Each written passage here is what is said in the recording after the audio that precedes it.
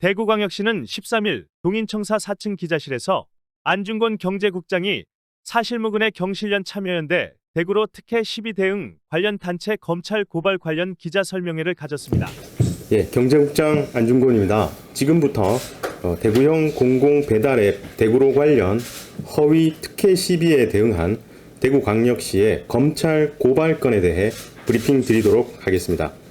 일부 시민단체가 사실과 무관한 대구로 특혜 의혹을 제기하며 지역 소상공인 보호와 시민 편익을 위한 대구로 사업을 폄하하고 직권 남용 및 업무상 배임 등 거짓 주장을 일삼는 관계로 시정에 막대한 지장을 초래하는 바 대구광역시는 이 사건에 대해 무고죄로 고발하게 되었습니다.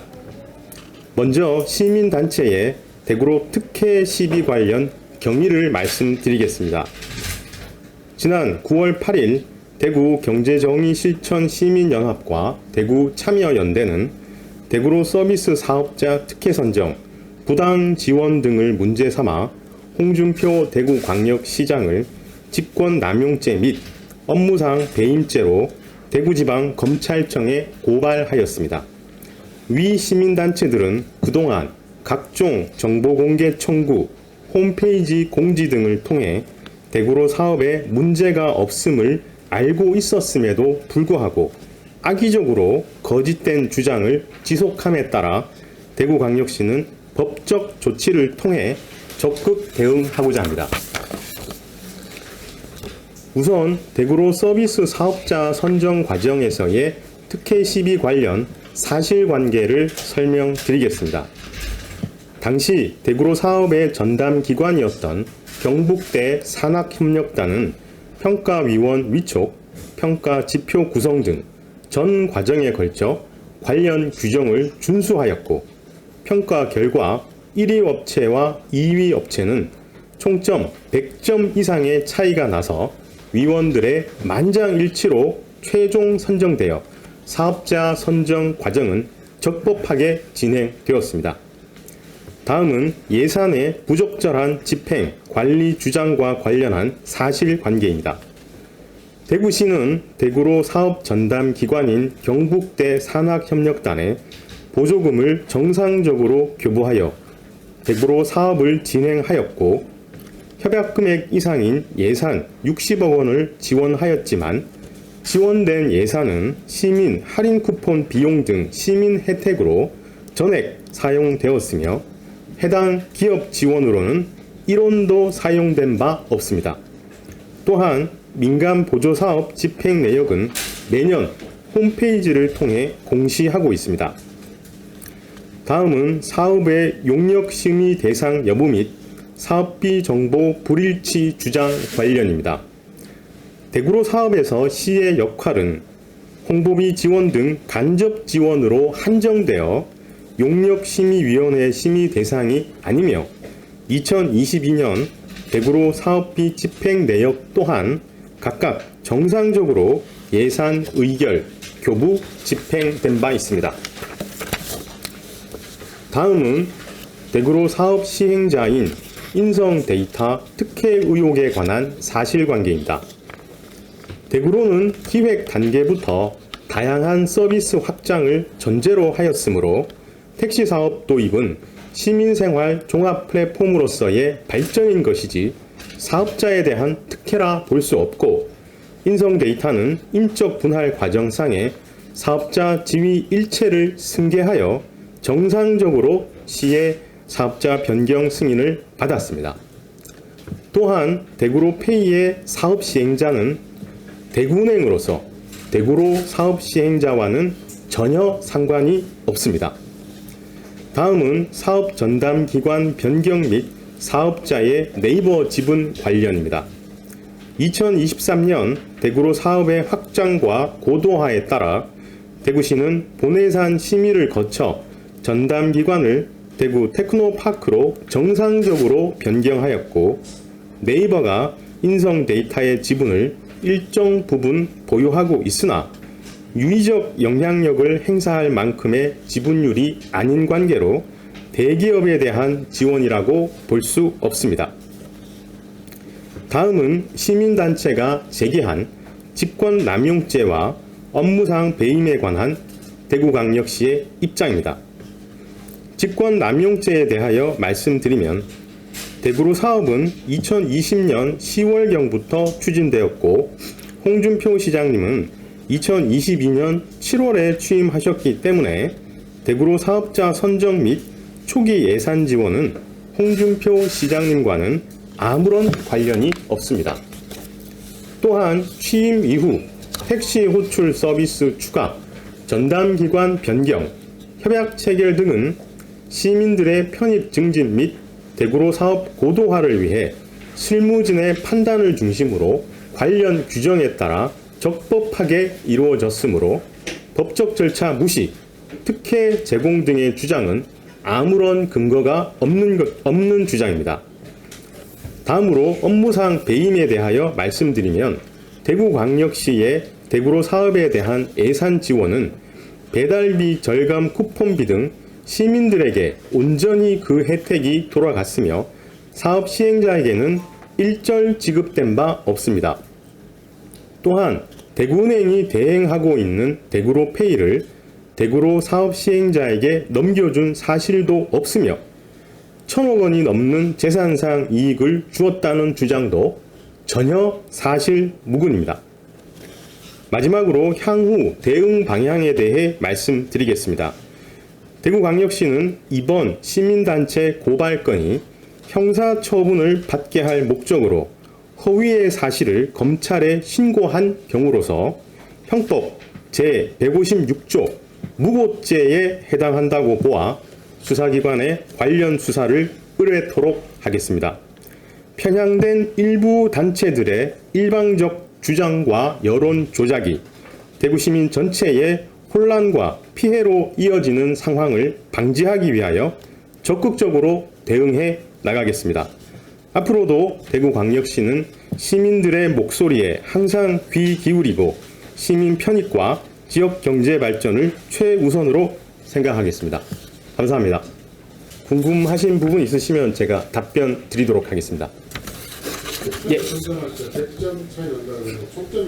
총점이 1000점 만점이었습니다. 이 무고죄 고발 같은 거 고발 대상이 단체입니까 아니면 개인 대상? 그 부분 고발인 말씀하십니까? 피고발이 피고발인은 지금 현재 그 당시에 업무상 배임죄하고 직권남용으로 고발했던 그 참여연대 사무처장하고 경실련 사무처장 두 분을 피고발인으로 해서 고발했습니다. 시민단체가 고발한 내용에서 그런 뭐 타당성이 있는 거는 저희들은 전혀 없다고 판단합니다. 예, 그렇습니다. 이제 의혹을 제기하면서 계속 얘기했던 부분들이 이제 이성 데이터가 대구 분할을 하면서 네. 사업자 변경을 하면서 이 매각을 전제로 분할한 것이냐 아니라는 게 아니냐라는 의혹을 계속 제기했잖아요. 근데 그 부분에 대해서 우리가 좀 더 설명이 필요한 것 같거든요. 예, 그 보통 법인 분할을 하게 될 때 그 분할된 법인을 매각을 하려면은 물적 분할을 하는 것이 일반적입니다. 물적 분할은 대주주 기존의 법인이 그 신규 법인의 대주주가 되는 형태이기 때문에 한마디로 말해서 팔기가 쉽습니다.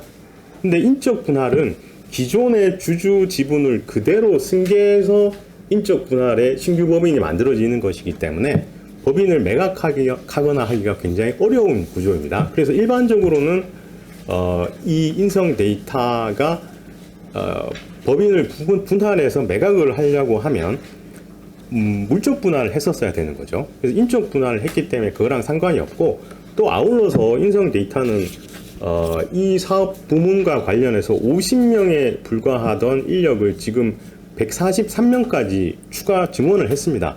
이 사실관계에서 보더라도 매각 가능성은 없다고 보고, 또 회사에서도 그런 입장을 견지하고 있습니다. 대구로라는 IP는 대구시가 하고 있습니다. 상표권은 50대 50으로 가지고 있고, 그 상표권을 50대 50으로 가지는 것은 이미 공고문상에 그 내용이 명확히 나와 있습니다. 그러니까 매각을 하더라도 대구로라는 IP는 우리 대구시에 동의 없이는 매각할 수가 없네요. 그렇습니다. 대구로페이 가맹점에 몇 개입니까? 대구로 페이 가맹점은 조금 이제 다른 말씀이신데요. 그러니까 대구로 페이, 그러니까 저희가 이제 예전에 행복페이를 대구로 페이로 변경을 하면서 대구로 페이와 관련해서는 대구로 앱을 통해서 사용하는 것은 별다른 가맹점에 제약이 없고요. 대구로 페이를 오프라인으로 사용을 하는데, 오프라인으로 사용을 할 때에 삼성 기존의 폰을 갖고 계신 분들은 삼성페이를 사용하면 되기 때문에 오프라인 결제에 거의 문제가 없습니다.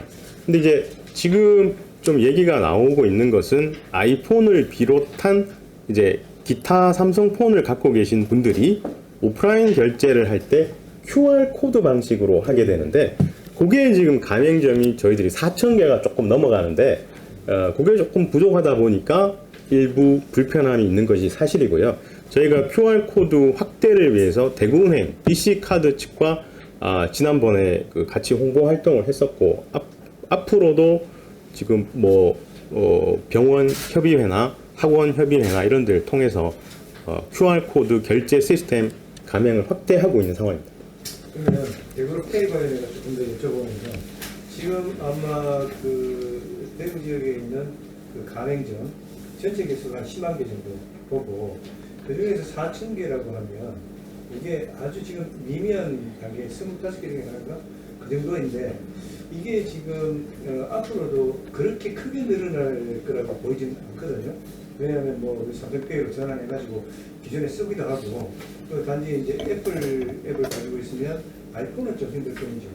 근데 이거를 끝까지 우리가 온라인 환경을 위해서 이렇게 갈 것인지, 아니면 뭐 그냥 뭐 필요한 사람은 그 플라스틱 카드를 대체를 해가지고 쓰도록 만들어줄 건지, 이 부분을 조금 이제 일단 정리를 할 때가 되지 않았나 싶었습니다. 그 부분은 조금 이제 여러 가지 측면이 좀 복합되어 있는 상황입니다. 그러니까 아시는 것처럼 지역사랑 상품권의 국비 예산이 내년도에 어떻게 정리될지도 좀 관건이고요. 그에 따라서 저희들 방침도 좀 뭐 정리가 돼야 될 것 같습니다. 근데 지금 상황은 이제 비삼성폰을 쓰시는 분들의 오프라인 결제가 일부 이제 어려움이 있기 때문에 그 부분을 해소하기 위해서 그 소상공인들이 그 BC카드 콜센터에 전화하면은 무료로 그 QR 키트를 보내줍니다.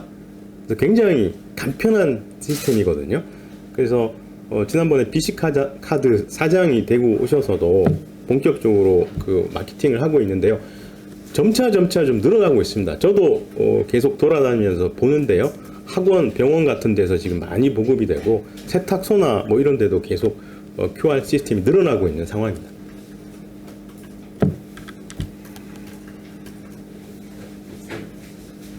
고발장은 현재 어디 됩니까? 경찰에 됩니까? 예, 지금 현재로서는 대구지검에 제출할 예정입니다. 언제 됩니까? 오늘 중으로 금일 중으로 제출할 예정입니다. 혹시 국장님, 인성 데이터 측은 어떤 입장을 가지고 있는지 들어보셨어요? 예. 억울하다 뭐 이런 이야기했죠. 그러니까 인성 데이터 측은 뭐 이 건의 지금 이 상황보다는 지난번에 모 방송국에서 시리즈로 게재되었던 좀 악의적인 기사 시리즈가 있는데, 그거에 대해서 반론 보도 청구를 하는 것으로 지금 준비를 하고 있습니다.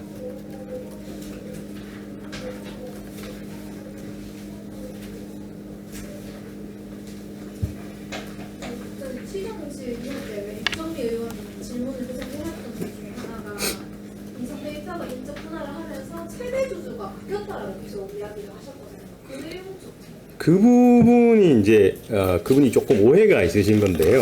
그 조항이 이제 물적 분할을 염두에 두고 조항이 들어가 있는 거예요.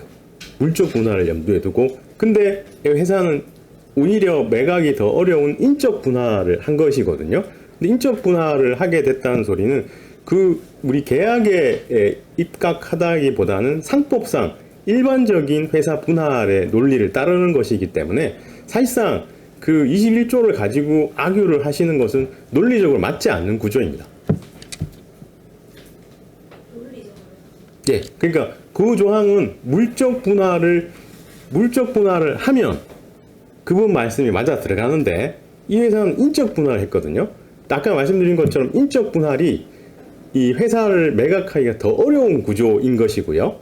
근데 인적 분할은 상법상에 그렇게 하도록 되어 있는 것이고 법원에서도 이 신규 법인과 기존 법인 간의 모든 권리, 의무, 재산을 그대로 승계하는 것이라고 확인을 해준 것이기 때문에 우리가 대구로 사업을 영위하는 데는 아무런 문제가 없는 것이죠.